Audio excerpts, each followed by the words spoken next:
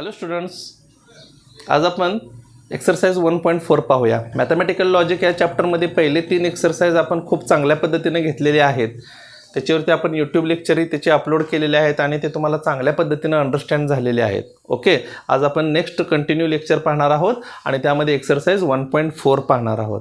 तर एक्सरसाइज 1.4 हा कशावरती आहे, तर रिझल्ट जे आहेत, इम्पॉर्टंट रिझल्ट आपण म्हणून एक आर्टिकल जे होतं त्यामध्ये conditional law, biconditional law हे 2 लॉ पाहिले आणि सम इम्पॉर्टंट रिझल्टमध्ये एक टेबल बघितला होता. त्यामध्ये मग ॲब्सॉर्प्शन लॉ आहे, कम्युटेटिव्ह लॉ आहे, त्यानंतर distributive law, associative law, De Morgan's law, complementary law, identity law हे सगळ्या टेबलचं आपण एक्सप्लेनेशन पाठीमागच्या PPT लेक्चरमध्ये खूप चांगल्या पद्धतीने घेतलं आहे आणि त्या रूलचा वापर करून आपल्याला आजच्या एक्सरसाइजमधली एक्झाम्पल सॉल्व करायची आहेत. ओके, ठीक आहे. चला पाहूया आपण question number 1, exercise 1.4. Using the rules of negations write the negation of the following statements and justify. निगेशनचे रूल्स ॲक्च्युली आपण एक्सरसाइज 1.3च्या अगोदर पाहिलेले होते. 4 आर्टिकल होते पहा. Quantifier, quantified statement, duality, negation of compound स्टेटमेंटचं निगेशन तिथं आपल्याला पाहिलेलं होतं आणि तिथं ते रूल्स बघितलेले आहेत. 5 रूल्स आहेत. Negation of conjunction, negation of disjunction, आहे की नाही. ते रूल कोणते आहेत पहा, तर negation of P and Q फार महत्त्वाचे रूल्स आहेत हे. तर negation P or negation Q, negation of P or Q, डिसजंक्शनचं negation, negation P and negation Q, negation of negation that is original statement P, त्यानंतर negation of P implies Q is nothing but P and negation Q आणि negation of P double implies Q तर याचं negation असतं P and negation Q or Q and negation P. तर अशा पद्धतीने हे 5 rules आहेत निगेशनचे आणि 5ही रूल आपण फार चांगल्या पद्धतीने घेतलेले आहेत. त्याच्यावरचे एक्झाम्पलही सॉल्व केलेले आहेत. पण त्या एक्सरसाइजमध्ये व्हर्बल फॉर्ममध्ये ते एक्झाम्पल्स होते. आता जे तुम्हाला एक्सरसाइज 1.4 मध्ये दिले ते स्टेटमेंट पॅटर्नच्या स्वरूपामध्ये आपल्याला निगेशन फाइंड आउट करायचे आहेत. मात्र रूल बदलणार नाहीत. ह्याच रूलच्या सहाय्याने आपण ते त्या ठिकाणी एक्झाम्पल सॉल्व करायचे आहेत. पहिले एक्झाम्पल दिले निगेशन Q इम्प्लाइज P. आता याचं निगेशन आपल्याला फाइंड आउट करायचं आहे. मग आपण नेहमी कुठल्याही एक्झाम्पलचे सोल्युशन्स लिहिताना पहा, negation Q implies P is symbolically सुरुवातीला काय करायचं, निगेशन ऑफ दिलेलं स्टेटमेंट लिहायचं, इज निगेशनचं चिन्ह द्यायचं, जे काय एक्झाम्पल दिलेलं आहे ते ब्रॅकेटमध्ये ठेवायचं. Negation Q implies P. Okay, आता रूल्स वापरायचा आणि त्या ठिकाणी आपण त्याचे निगेशन लिहायचे. विच इज इक्विव्हॅलंट टू, आता तर रूल वापरायचा. कंडिशनल स्टेटमेंट आहे, इम्प्लाय स्टेटमेंट आहे. इम्प्लाय स्टेटमेंटचं निगेशनचा रूल आपला पाठ आहे. Negation of P implies Q is equivalent to P and negation Q. पहा, हे 4था rule. This is first, second, third, fourth and fifth. Negation of P implies Q is nothing but P and negation Q. Very important results these are. हेच result आपल्याला इथं वापरायचे आहेत. P and negation Q म्हणजे पहिलं statement आहे असंच मध्ये अँडचं चिन्ह द्यायचं आणि दुसऱ्या स्टेटमेंटचं निगेशन घ्यायचं. हा निगेशनचा रूल आहे. आपण जर ह्याचा ट्रूथ टेबल तयार केले तर हे ट्रूथ टेबल ह्याचा कॉलम आणि हा कॉलम दोन्ही आयडेंटिकलच येतात. तुम्ही टॅली करून बघा, पाठीमागे मी तुम्हाला सांगितलेलंच होतं हे आणि त्या ठिकाणी आपण त्या ठिकाणी कन्फर्म होऊ शकतो. ठीक आहे, तर तो रूल आपण इथं वापरूया. पहिलं स्टेटमेंट आहे असंच म्हणजे निगेशन Q आहे असंच, मध्ये अँडचं चिन्ह द्यायचं आणि दुसऱ्या स्टेटमेंटचं negation that is negation P. Okay, झालं. इथं आपण रिझन देऊ शकतो, निगेशन ऑफ इम्प्लिकेशन. हे जस्टिफाय करायला सांगितलं, याचा अर्थ पुढे त्याचं प्रॉपरली रिझन द्यायचं. काय यूज केलं आपण, negation Q and negation P. बस इथंपर्यंत आन्सर झालं. एका स्टेपमध्ये 2 मार्क ॲटीजमध्ये मिळून जातात. फार तर काय जण करतील की पुन्हा डिमॉर्गन्स लॉ वापरू शकतील. इथं negation P and negation Q असेल तर negation of P or Q. काही आवश्यकता नाही तसं लिहायची. This is the final answer. Okay, एका स्टेपमध्ये आपल्याला ते आन्सर मिळालं. समजलं? Okay, write down this now. Okay, now take second P and negation Q. Example खूप आहे, जवळजवळ 8 एक्झाम्पल दिलेले आहेत. आपण घेऊया, मॅक्सिमम एक्झाम्पल घेणारच आहोत त्यामधले. पटपट आपण सॉल्व करता येईल. पहा, P and negation Q. Negation of काय 2 मार्कासाठी विचारले जातील, काय 3 मार्कासाठी. बोर्डला असे एक्झाम्पल्स 1-2 वेळा विचारलेली होती. Negation of P and negation Q is negation of दिलेले एक्झाम्पल ब्रॅकेटमध्ये ठेवायचं. P अँड निगेशन Q, बाहेर निगेशनचं साईन द्यायचं, इज इक्विव्हॅलंट टू आणि मग इथं आता रूल वापरायचा P अँड निगेशन Q. कंजक्शनचं निगेशन म्हणजे पहिला रूल. D Morgan's law. ह्या दोन लॉला आपण काय म्हणतो, डी मॉर्गन्स लॉ. आणि मग ते जर वापरलं तर प्रत्येकाला निगेशन द्यायचं. निगेशन पी अँडचं ऑर होईल निगेशन ऑफ निगेशन क्यू. आणि ते रिझन काय द्यायचं, because D Morgan's law. D Morgan's law. Okay. and now see again here negation of negation. negation of negation means p है ना. तसं negation of negation q means q and which is equivalent to negation p or q. इथं reason द्या, negation of negation. this rule is called as the negation of negation. we get the required answers. 2 mark दुसऱ्या स्टेपमध्ये अशी छोटी छोटी सोपी examples असतात, तुम्ही ते लिहून घेऊ शकता. Okay. Next third one is P or negation Q. P or इथं अँडच्या ऐवजी ऑर आहे, फक्त एवढंच आहे. थर्ड एक्झाम्पलमध्ये एक्झाम्पल आहे पी ऑर निगेशन क्यू. काय होणार आहे, सेम तुम्हाला समजलं असेल. Negation of P or negation Q is corresponding change फक्त करायचा, डी मॉर्गन सेकंड लॉ वापरायचं. ऑर असेल तर इथं अँड होईल. झालं. This is the final answer. Okay. Third example P or negation q. Negation of P or negation Q is negation of p or negation q. Use apply the D Morgan's law. D Morgan's law म्हणजे प्रत्येकाला negation द्यायचं आणि or असेल तर and होतं. Negation of negation means Q. Okay. तर या पद्धतीने आपल्याला हे थर्ड एक्झाम्पलसुद्धा सॉल्व करता येईल. राईट डाऊन दिस नाव.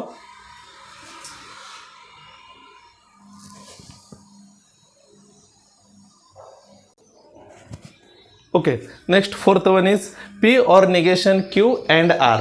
आता थोडेसे मोठी स्टेटमेंट देत गेलेले आहेत. ॲक्च्युली हे सुद्धा काय फार मोठं नाही, 2 मार्कासाठी सहजपणे विचारलं जातं. सोल्युशन आपण लिहिण्याची पद्धत same. Negation of P or negation q and r is असं लिहायचं आणि आहे या स्टेटमेंटच्या बाहेर फक्त निगेशन चिन्ह द्यायचं. निगेशन ऑफ स्क्वेअर ब्रॅकेट टाकायचा, कारण ऑलरेडी इथं राऊंड ब्रॅकेट आहे, त्यामुळे आता आपण काय करायचं, इथं स्क्वेअर ब्रॅकेट टाकायचा. Is equivalent to.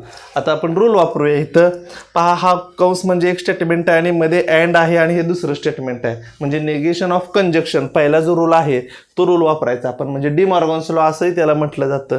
प्रत्येकाला निगेशन द्यायचं आणि अँडचं ऑर होतं. म्हणजे पहिल्या ब्रॅकेटला पण निगेशन देऊया आपण, P or negation Q.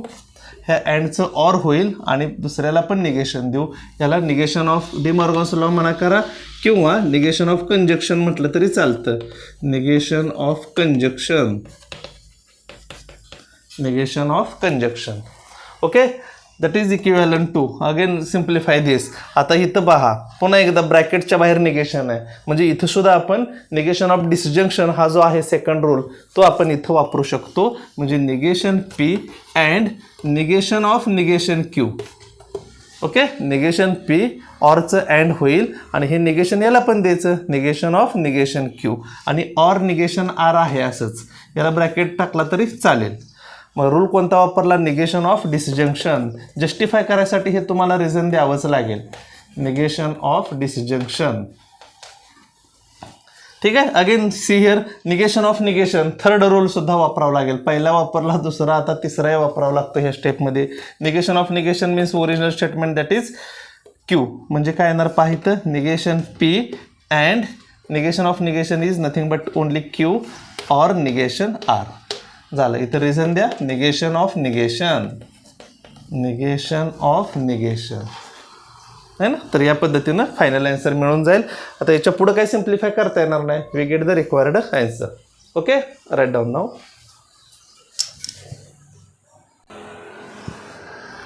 Okay. Now take next fifth one. आता मी रूल्स वगैरे ते पुसून टाकले, कारण एक्झाम्पल्स थोडी लेंथ वाढत चालले. व्यवस्थितपणे आपल्याला रिप्रेझेंटेशन करावं लागेल. रूल तर तुमच्याजवळ आहेत, तुम्ही पाठ केलेलेच आहेत, पण तरीसुद्धा आपण काय केलेलं होतं, अजून इथं तुमच्या माहितीसाठी लिहून ठेवलेले होते. ऑलरेडी तुमचे ते रूल्स पार्ट आहेत. चला सोल्युशन आपण डिफाईन करूया. We write here negation of P implies P or negation Q is निगेशनमध्ये आणि हा ब्रॅकेट स्क्वेअर ब्रॅकेटमध्ये आहे असं एक्झाम्पल लिहायचं आणि इक्विव्हॅलंट लिहायचं त्याच्या पुढं आणि मग करस्पॉन्डिंग लॉ वापरायचा, रूल वापरायचा, रूल्स ऑफ निगेशन. स्टेटमेंट कोणतं आहे? कंडिशनल. इथं आतमधलं लगे बघायचं नाही, कंसाच्या बाहेर किंवा मध्ये जे आहे ते बघायचं, म्हणजे स्टेप बाय स्टेप जायचं. तर इम्प्लिकेशनचं आपल्याला निगेशन म्हणजे निगेशन ऑफ इम्प्लिकेशन काय रूल आहे? P implication, negation of P implies Q.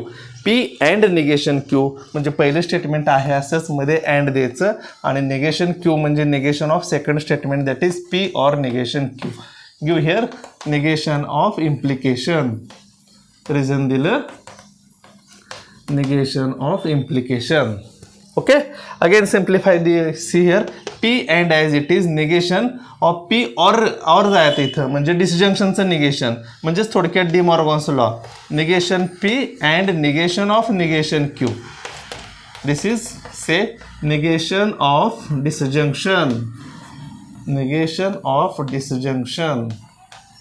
तर या पद्धतीनं त्याचं रिझन लिहिता येईल, म्हणजेच डी मॉर्गन्स लॉ लिहिलं तरी चालतं, आणि ऑर असेल तर अँड होतं आणि प्रत्येकाला निगेशन द्यायचं.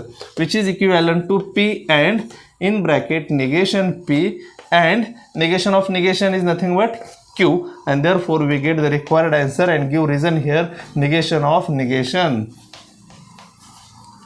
Negation of negation. तर या पद्धतीनं आपल्याला प्रॉपरली आन्सर त्या ठिकाणी लिहिता येईल. समजलं? पहा काय करता येते अजून. ठीक आहे, write down.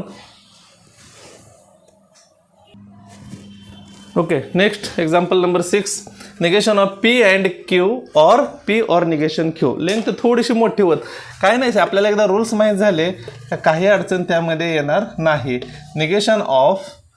Negation P and Q or p or negation Q is आपल्या पद्धतीनं येस निगेशन ऑफ ब्रॅकेट. जे काही एक्झाम्पल आहे ते स्क्वेअर ब्रॅकेटच्या आतमध्ये ठेवायचं, बाहेर निगेशन द्यायचं. Negation P and Q or p or negation Q. काही वेळेस कन्फ्युजन होतं, इथं बाहेर निगेशन दिले मग अजून आपण द्यायचं का? आपल्या आपल्या रूलनुसार जायचं. पूर्ण एक्झाम्पलचं निगेशन विचारलंय म्हणजे पूर्ण एक्झाम्पल स्क्वेअर ब्रॅकेटमध्ये ठेवायचं आणि त्याच्या बाहेर निगेशन द्यायचं, आणि मग करस्पॉन्डिंग रूल वापरायचा इक्विव्हॅलंट चिन्ह देऊन. डिसजंक्शन आहे, ऑर स्टेटमेंट आहे, डी मॉर्गन्स लॉ वापरायचा, दोन्हीलाही निगेशन द्यायचं, आणि अँडचं ऑर असेल तर अँड होईल, म्हणजे निगेशन पी ऑर क्यू, ऑरचं अँड होईल. ब्रॅकेट बाहेर म्हणजे याच्यासाठी फक्त ठेवू आपण किंवा मोठा राऊंड ब्रॅकेट ठेवूया. निगेशन यालाही द्यायचं, negation of negation P and Q. हे झालं इथं ब्रॅकेट कंप्लीट. ऑरचं अँड होईल, यालाही निगेशन द्या, negation of P or negation q. झाले, समजली पहिली step. This is called as the negation of disjunction. Negation of disjunction हे त्याचं रिझन दिलं आपण. Okay, next step which is also equivalent to. आता पहा इथं हा ब्रॅकेटमध्ये आतमध्ये निगेशन देऊया. निगेशनचं निगेशन इथं घालवलं तरी चालतंय. निगेशनचं निगेशन म्हणजे राहिलं काय फक्त इथं पी ऑर क्यू.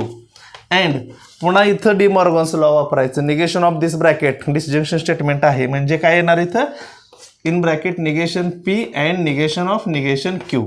ब्रॅकेट मोठा कंप्लीट. दोन लॉ वापरले इथं, तर निगेशन ऑफ डिसजंक्शन एक वापरलं आणि निगेशन ऑफ निगेशन वापरलं. निगेशन ऑफ डिसजंक्शन आणि इथं निगेशन ऑफ निगेशन. अजून निगेशन ऑफ निगेशन इथं वापरता येईल. And therefore we get p or q and negation p and negation of negation that is q, and see here negation of negation.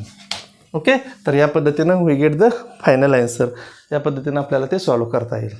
Okay, understand? Write down now.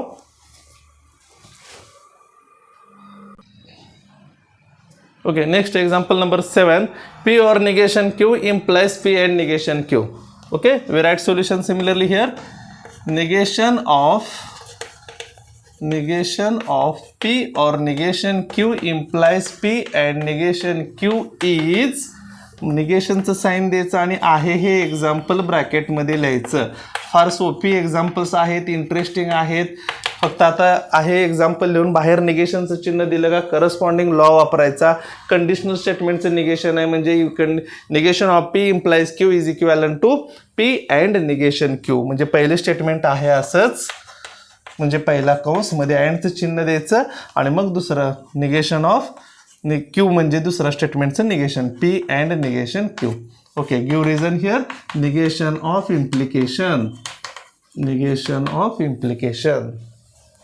Again simplify this. हा negation आतमध्ये द्यायचं म्हणजे कंजक्शनचं negation आहे which is equivalent to P or negation Q as it is and in bracket negation P and चं or होईल negation of negation Q.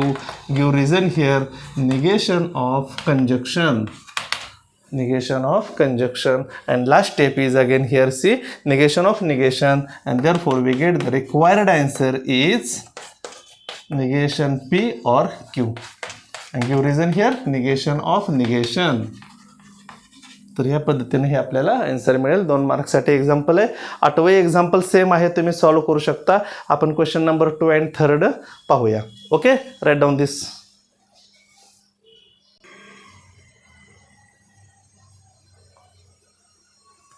Okay, now take next question number 2. ह्या एक्सरसाइजमध्ये 3 question आहेत. पहिला क्वेश्चन झाला आपण rules of negation वापरून एक्झाम्पलचं statement आपण फाइंड आउट केलेले आहेत. आता इथं काय विचारले पहा, rewrite the following statement without using if then.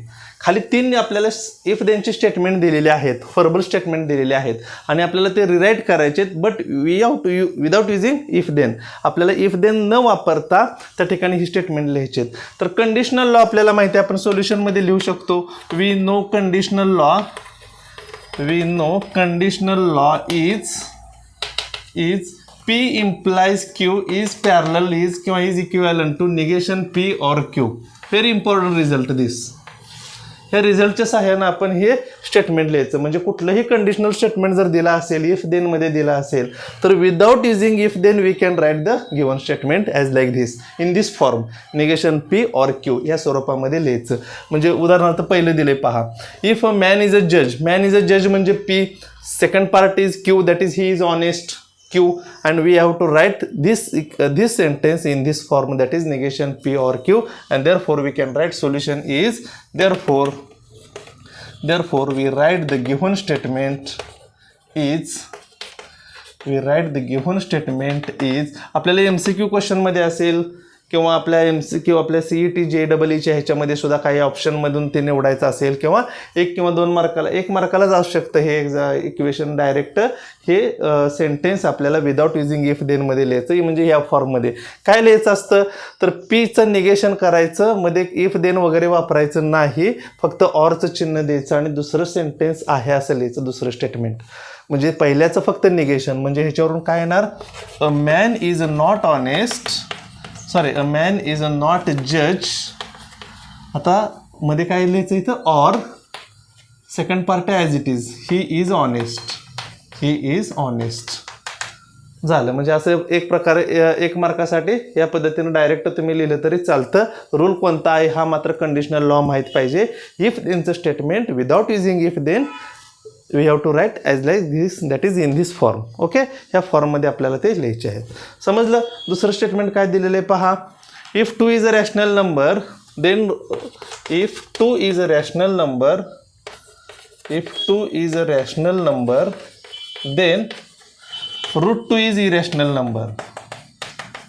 then root 2 is irrational number. Direct तुम्ही लिहू शकता याचा answer.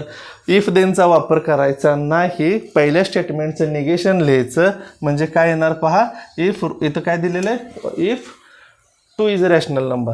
If 2 is a rational number then root 2 is a rational number. मग इथं काय येणार, 2 is a not rational number, पहिल्या स्टेटमेंटचं negation, 2 is a not rational number, ऑरचं चिन्ह द्यायचं मध्ये है ना, ऑर आहे त्यामुळं ऑर लिहायचं. सेकंड स्टेटमेंट आहे असंच, रूट 2 इज इरॅशनल नंबर झालं. तर या पद्धतीने आपल्याला सेकंड मार्क सुद्धा मिळाला.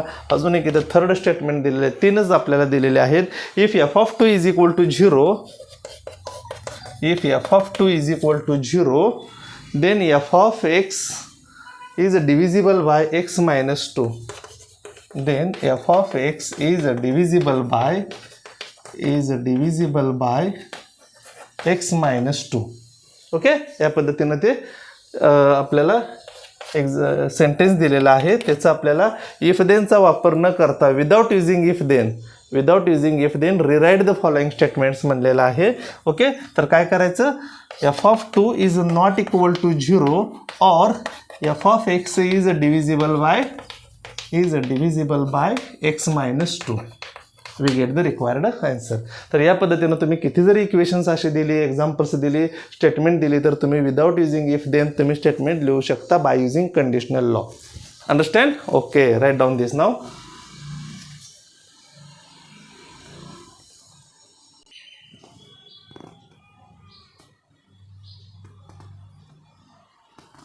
Okay, now take next question number 3.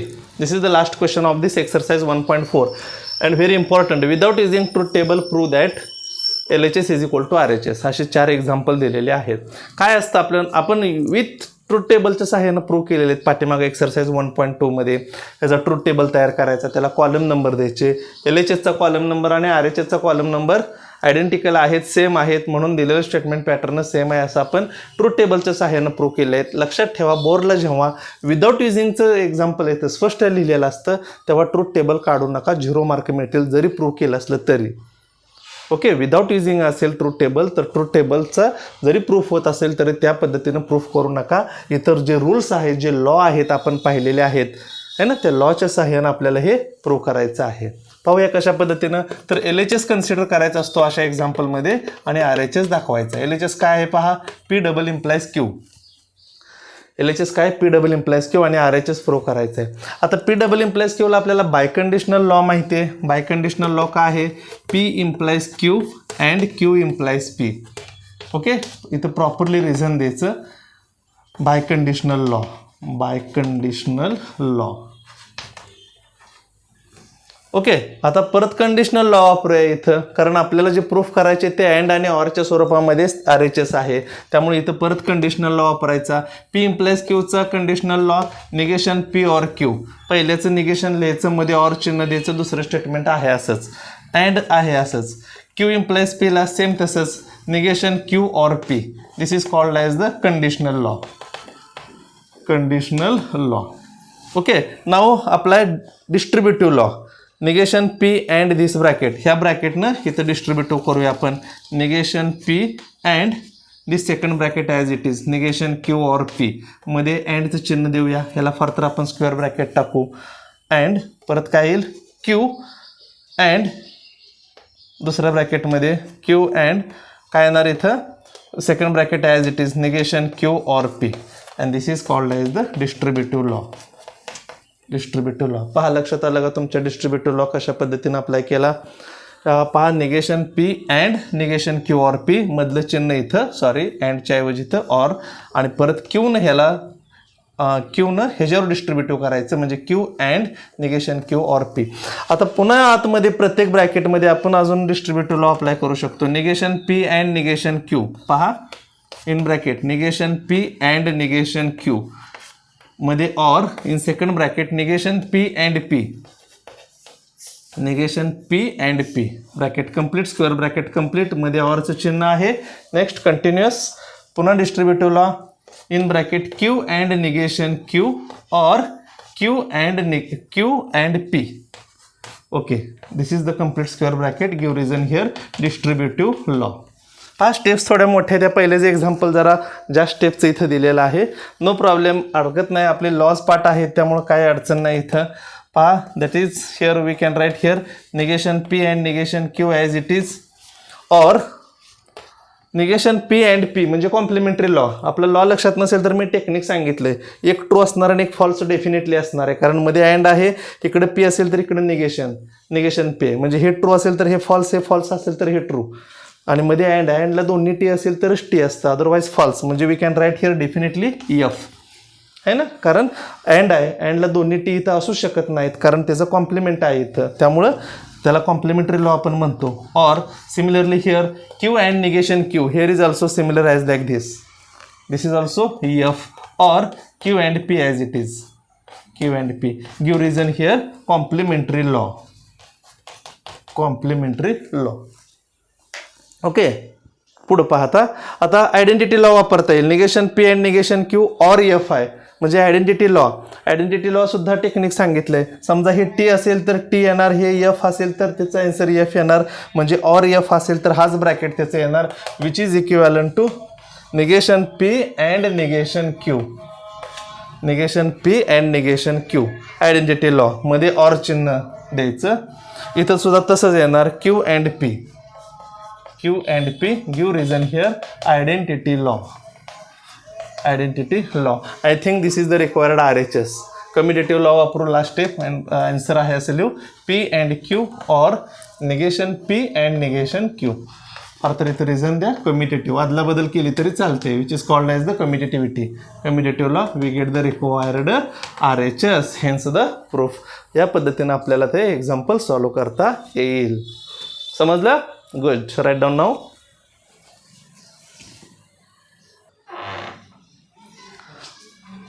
Okay, now take second example. काय सांगितलं? Without using truth table. Truth टेबलचा वापर न करता आपल्याला LHS आणि RHS दाखवायचा आहे. पहा, LHS is equal to p or q and p or negation q. आता इथं पहा, डिस्ट्रीब्युटिव्ह लॉ आपल्याला वापरता येईल. तुम्ही व्यवस्थित स्टेप जर ही ऑब्झर्व केली तर या ठिकाणी असं लक्षात येईल की डिस्ट्रीब्युटिव्ह लॉची राईट हँड साईड आहे, म्हणजे आपण यासाठी असं लिहू शकतो, P or q and negation Q. म्हणजे आता तुमच्या लक्षात येईल की LHS पार्ट हा आला, म्हणजे आता जर डिस्ट्रीब्युटिव्ह लॉ अप्लाय करायचं म्हणलं तर बघा, पी ऑर क्यू मधलं जे आहे साईन ते इथं आपण देतो, and p or negation Q. Okay, म्हणजे हा झाला आपला डिस्ट्रीब्युटिव्ह लॉ. डिस्ट्रीब्युटिव्ह लॉ झाला. आता क्यू अँड निगेशन क्यू, परत कॉम्प्लिमेंटरी लॉ इथं आला. एक क्यू आणि त्याचं निगेशन दोन्हीच्या मध्ये अँड आहे, अँडला दोन्ही टी असतील किंवा दोन्ही टी असेल तर टी, दोन्ही टी असू शकत नाहीत, कारण हे जर निगेशन इथं आहे, ट्रू असेल तर फॉल्स, फॉल्स असेल तर ट्रू. याचा अर्थ कॉम्प्लिमेंटरी लॉ काय सांगतो इथं? F. Okay, this is called as the complementary law. Complementary law. And now see here, by using identity law P or F is nothing but P. This is called as the identity law. ते law जर पाठ असतील ना, जबरदस्त command येते, तुम्ही ते lodge तेवढे पाठ करा, we get the required RHS. तर 2 मार्क्ससाठी असं एक्झाम्पल, अगदी 2 स्टेपमध्ये सुद्धा ह्याचा आन्सर नाही, तुम्ही ते सॉल्व करू शकता. समजलं? Okay, write down now. Okay, now take third one is. पहा, थर्ड थोडंसं मोठं दिसायला दिसतंय, मोठं पण अवघड असं काहीच नाही. तुम्ही तर त्यामधल्या टर्म्स वगैरे ब्रॅकेट जर ऑब्झर्व केले, आतमधली स्टेटमेंट जर पाहिली तर लक्षात येतं काय. शक्यतो डिस्ट्रीब्युटिव्ह लॉ अँड ऑर वगैरे असं जर चिन्ह असतील तर शक्यतो मॅक्झिमम टाईम वेळा आपण डिस्ट्रीब्युटिव्ह लॉज इथं वापरता येईल. त्यामध्ये एक टर्म मात्र कॉमन पाहिजे. इथे पी मात्र इथं निगेशन पी, इथं क्यू आहे मात्र इथंही क्यूच आहे. याचा अर्थ आपण डिस्ट्रीब्युटिव्ह लॉ असा वापरू शकतो, P and negation P, P and negation P or Q. म्हणजे कसं झाला हा, तर पी ऑर क्यू, सॉरी इथं साईन फक्त थोडंसं इथलं मधलं साईन इथं द्यावं लागतं आणि या पद्धतीने इथं, म्हणजे कसं येईल पहा, P and Q or negation P and Q. म्हणजे यासाठी आपण डिस्ट्रीब्युटिव्ह लॉ वापरला. फार तर ह्याला आपण स्क्वेअर ब्रॅकेट टाकू आणि or P and negation Q आहे असंच लिहूया डिस्ट्रीब्युटिव्ह लॉ. रिझन दिली इथं. लक्षात आली का स्टेप? पहा, क्यू आहे डिस्ट्रीब्युटिव्ह, RHS पार्ट दिलाय त्याच्यावरून LHS. राईट हँड साईडकडनं लेफ्ट हँड साईडकडे गेलो आपण, म्हणजे P and Q or negation P and Q या दोन्ही ब्रॅकेटसाठी असा आपण डिस्ट्रीब्युटिव्ह लॉ वापरला. पण इथं पुन्हा कॉम्प्लिमेंटरी लॉ आला. पी आणि निगेशन पी दोन्हीच्या मध्ये ऑर आहे, दोन्हीच्या मध्ये ऑर असेल तर त्याची डेफिनेट व्हॅल्यू काय असते? टी. किंवा एक ट्रू एक फॉल्स असेल, एक फॉल्स एक ट्रू असतं तर ऑर आहे, त्यामुळं दोन्ही एफ असू शकत नाहीत, दोन्ही एफलाच एफ असतं, अदरवाईज टी. त्यामुळे रूल जरी पाठ नसला तरी ह्या पद्धतीने आपण ते लक्षात ठेवू शकतो. अँड क्यू आहे असंच, or P and negation Q सुद्धा as it is. Okay, now see here identity law. T and Q is nothing but Q, कारण हे टी ठेवलं का टी येणार, हे एफ ठेवलं का एफ येणार, म्हणजे ह्याची व्हॅल्यू काय येणार? क्यू येणार. Or P and negation Q as it is. This is complementary law. This is complementary law and this is identity law. This is identity law. Okay, now see here again we use the distributive law and that is nothing but Q or P as it is, sorry, Q or P and Q or negation Q. Again we apply distributive law. छोटे छोटे steps असते त्या, सोपे असते त्या, आणि ह्या पद्धतीने आपण सिम्प्लिफाय करत जायचं. स्टेप लिहिल्यावर पुढच्या स्टेपला काय करायचं हे लिहिल्यानंतर लगे लक्षात येतं. पाहायचं क्यू ऑर निगेशन क्यू आलं, पी ऑर निगेशन पी म्हणजे टी, मग क्यू ऑर निगेशन क्यू म्हणजे पुन्हा कॉम्प्लिमेंटरी लॉ म्हणजेच टी येणार.